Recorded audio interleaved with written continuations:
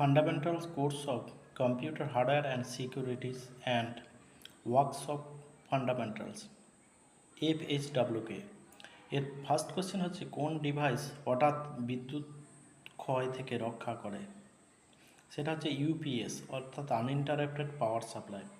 কেন্দ্রীয় প্রক্রিয়াকরণ ইউনিট বা সিপিইউকে প্রায়ই বলা হয় কম্পিউটারের মস্তিষ্ক।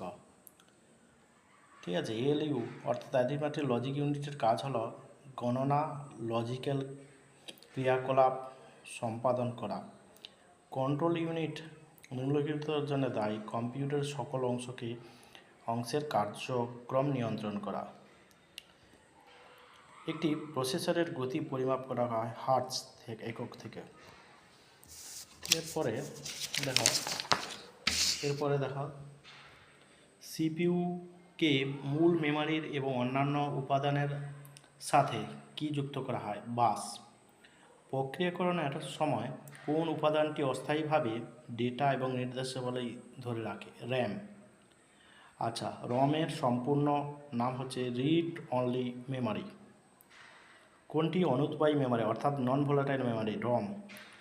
আচ্ছা, নিচের কোনটি প্রাথমিক মেমোরির একটি প্রকার নয়? Hard disk.